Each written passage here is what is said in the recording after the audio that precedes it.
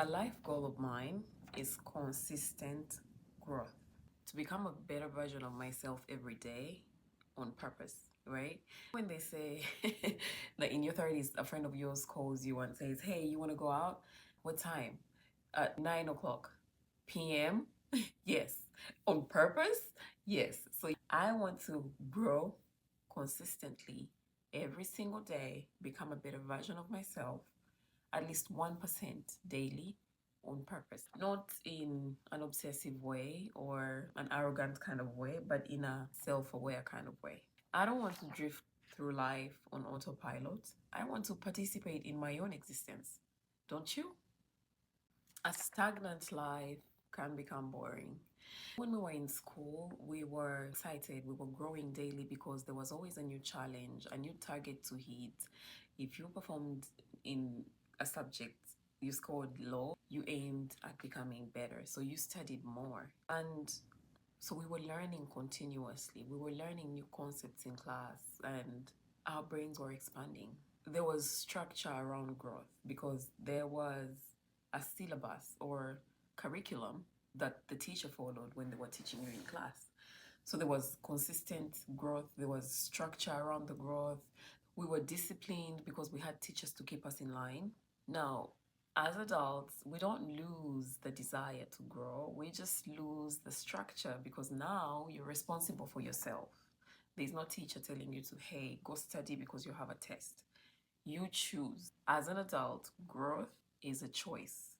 And if somebody tells you otherwise, walk away from them. They do not wish you well. And you start to wonder why life feels stagnant and you don't feel inspired. That's because you're not learning.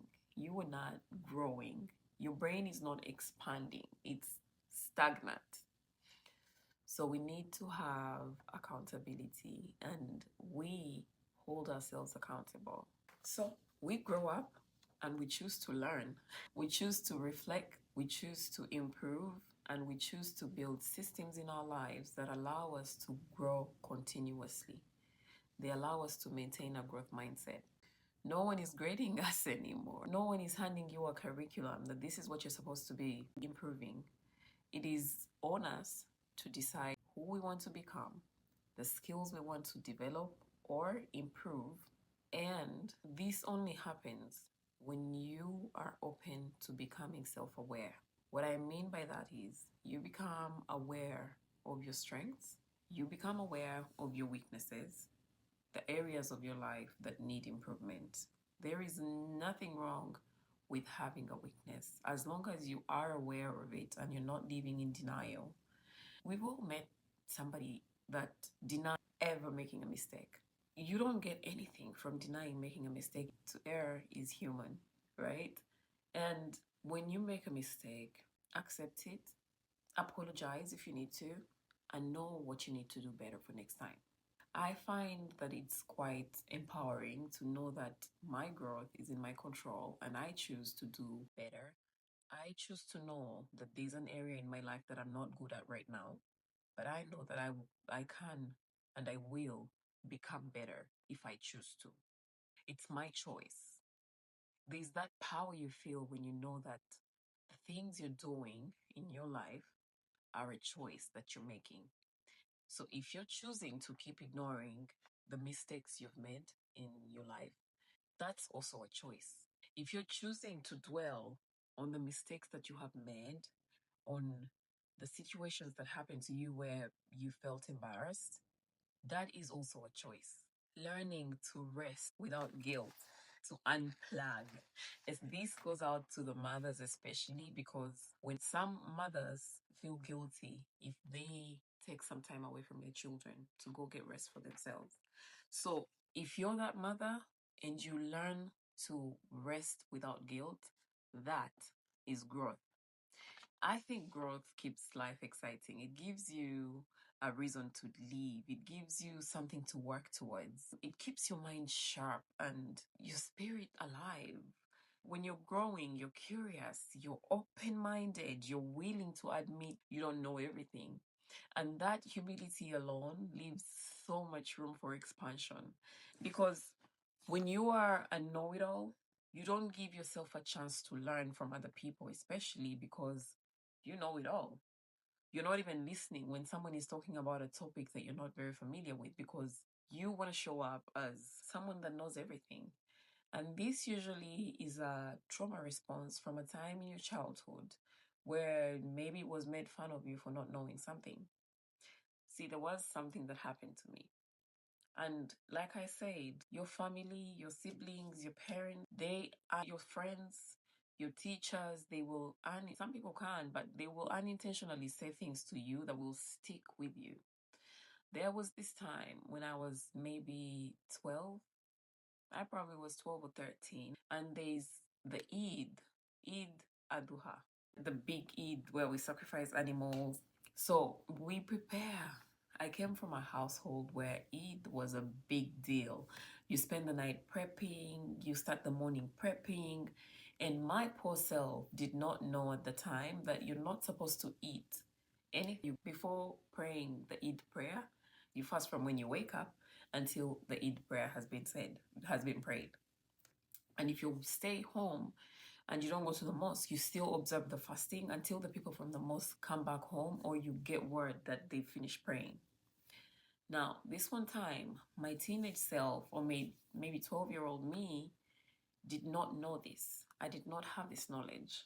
Or maybe I was not paying attention when it was being given to me. So my older sister caught me eating a mango that morning.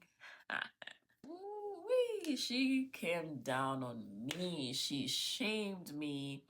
Now, keep in mind, she's my older sister, but we're both children. And she said something along the lines of, you are too old to not observe this fasting.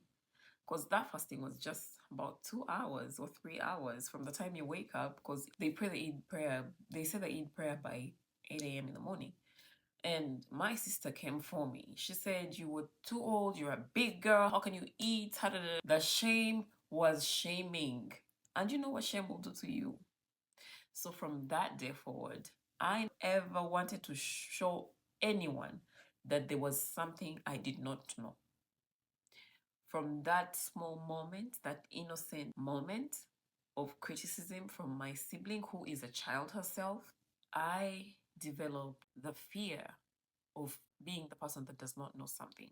Now, there's that, but being the person that doesn't want to show that you don't know something, you do not allow yourself to learn from other people. Because when someone's talking about something, you're always interjecting with your opinion. An opinion you have no business giving because you don't know what you're talking about. But in that moment, because it's a trauma response from that criticism that happened to me as a child or to you as a child, you are now not allowing other people to give you information. You're not allowing yourself to learn. So for me, when you're intentionally growing, your mind is open and expanding daily. It's exciting because you're learning something new. You're open to learning something new, and so many opportunities are going to show up in your life when you live in this mindset. So I don't want to be the same person I was 5 years ago. And I know that the woman I'm going to be 5 years from now is going to be so proud looking back and knowing that I grew 1% at least every day. It could be 0.5%, it doesn't matter. But I don't want to be the same person I was 5 years ago. If I were to get to 5 years later and I look back and I'm still the exact same woman, I would be so disappointed in myself. What are my kids learning from me? What am I teaching my kids? What am I teaching my partner? Of what benefit am I to my partner if I am not willing to learn new things every day? It's okay not to know, but be open to learning. So, intentional growth means building habits and systems in your life that support the life you want. You are here today. This is not where you're going to be forever. If there is something you want and you don't have yet, you're not going to have it forever, right? So when you're intentionally growing, it means you're reading a book instead of scrolling on social media. You're reflecting instead of avoiding.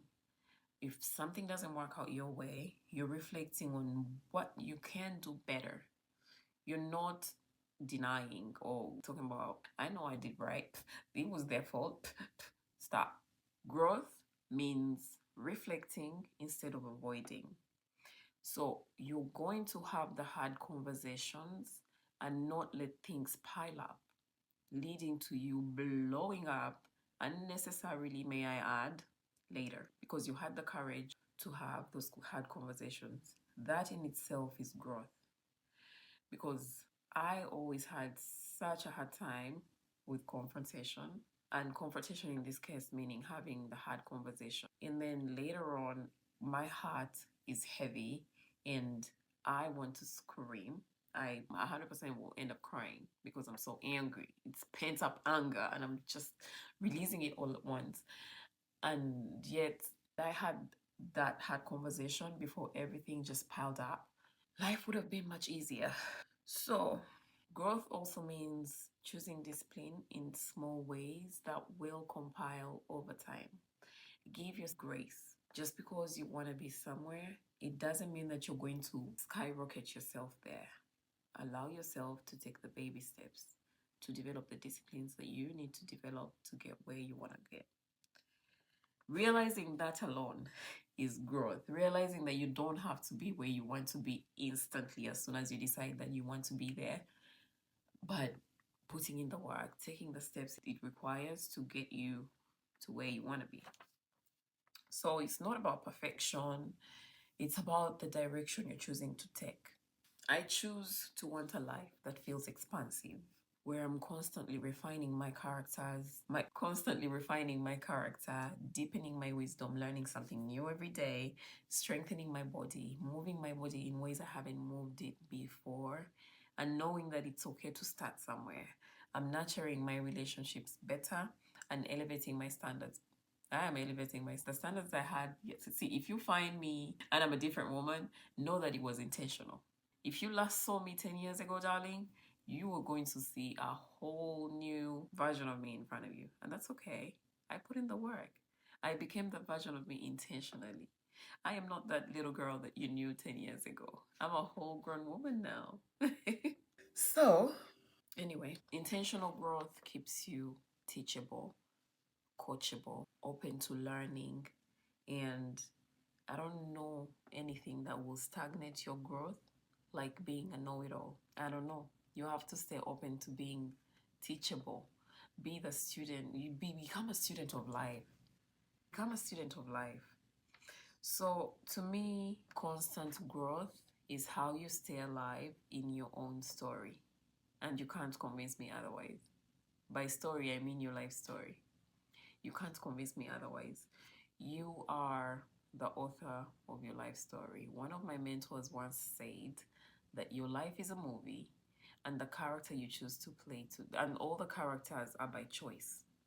You are the author of the script to your life movie, and every day you live, you can choose to be a different character in that movie. So you can choose the character that you think is the weakest and decide to grow her. You're the author of your movie. So, darling, my darling, no one is coming to save you. No one is coming to structure your life for you. No one will ever hand you the curriculum of your life story.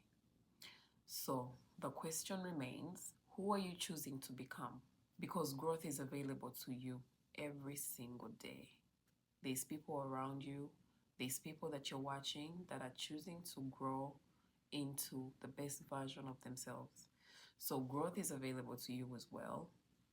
The only thing that you need to do is choose to participate in it.